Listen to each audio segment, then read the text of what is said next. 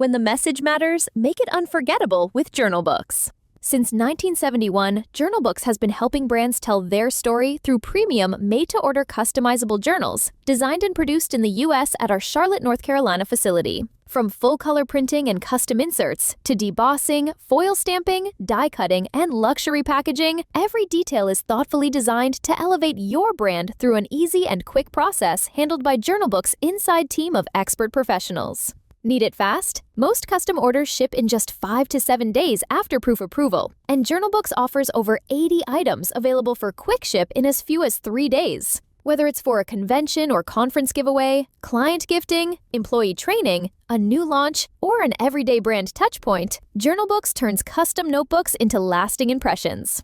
JournalBooks, for when the message matters. Hello, and welcome back to the podcast. Today is a little bit different of an episode because it's just me, but I think that it is a fun one nonetheless. So if you guys aren't aware, we produce a LinkedIn newsletter. We put out an article a few months ago that was titled 5 Swag Stories You May Not Have Heard About. And I was looking back through our social media. If you don't know, I work on the marketing team, so I'm regularly looking at our stuff. And it just kind of got me thinking about like how the promotional products industry and how branded merch and swag shows up in our everyday lives in ways that you may or may not expect or recognize. Because these days, obviously, we know branded merch is not just slapping a logo on a product anymore.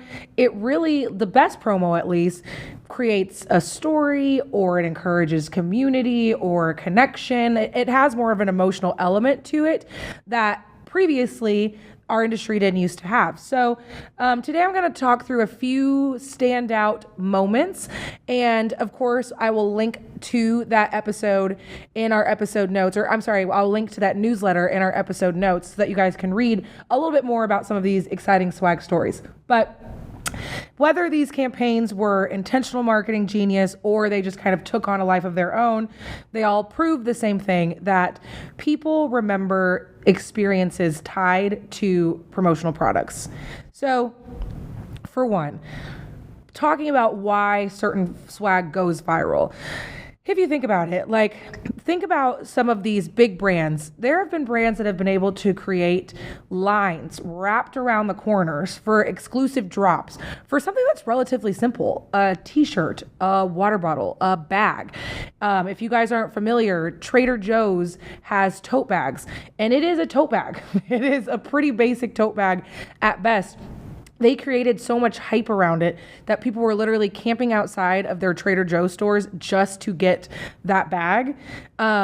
And again, it's a tote bag at the end of the day, but it caused that much of an uproar and it went that viral because of the way that Trader Joe's tied it to being a part of their community. They've tied it to a feeling of getting sustainable products and supporting small businesses, even though Trader Joe's is a relatively large company, but they have that feeling, and they were able to get people to connect with that feeling in such a way that those bags flew off the shelves, and it's hard to come by them now. And again, at the end of the day, it is a tote bag. So part of what makes them so powerful is the exclusivity, but also the identity that people are getting from it. So, it's important to remember when we're talking about these branded merch, keep that in the back of your mind. What identity can you sell when you're talking about what swag and what promo products you guys want to put out there?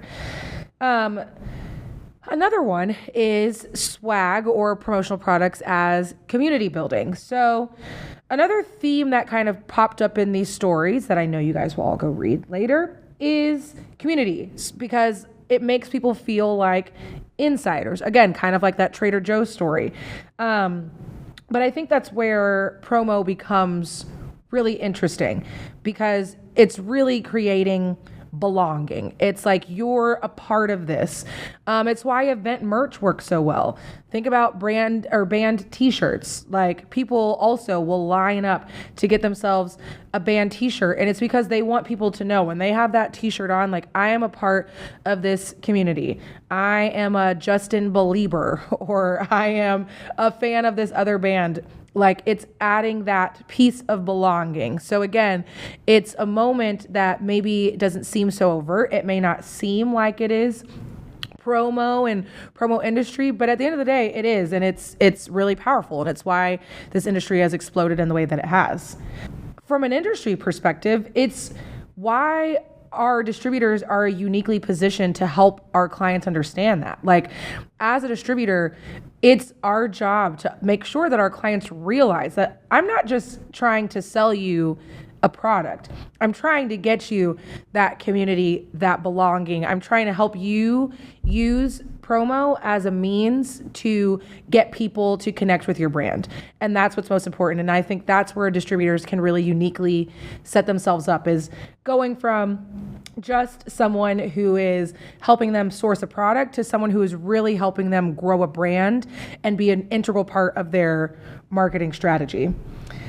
So another part that stood out to me in this article is kind of the unexpected success stories, like how unpredictable the success can be. There is stories of, again, where the community actually is who made it become so viral and made it drop. Like, there's a story on there of a company who kind of created a piece of merch, and it really connected with the audience in such a way that they thought they were just doing a small run and that they were just going to do this for this limited edition drop. Nope. Went huge. People loved it, and it ended up becoming an integral part of the brand.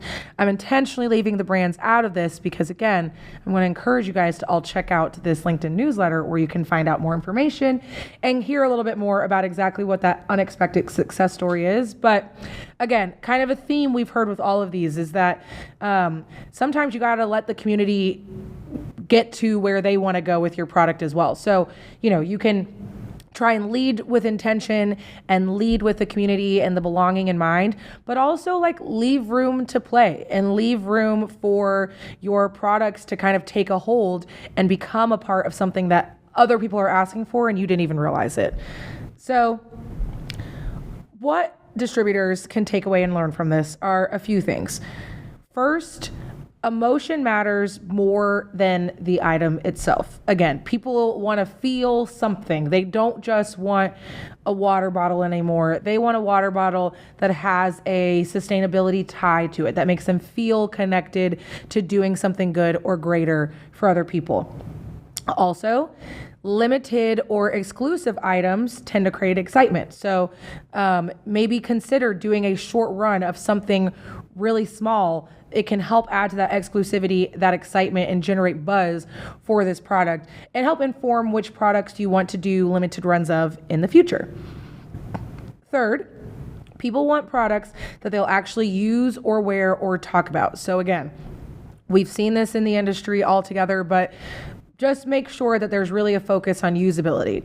We're not just putting out products just to put out products. We're really tying it into our customers and our clients and what they are actually wanting. And lastly, promo works best when it's a part of a larger story or experience. When people can feel like they're a part of something bigger than themselves, that's when the best promo succeeds. So I think that sometimes, as an industry, we can get so focused on the products that we really forget what promo is doing, and it really is powerful and it's worth the pause to talk about. And it creates connection, it creates memorable moments. So make sure that when you are out there and you're sourcing your products and you're working with your clients, that you have that in mind and that you don't take for granted the power that is the promotional products industry. Thanks again for joining me today. Again, we will link to that article in our description below, and we will see you next time on Promo Perspectives.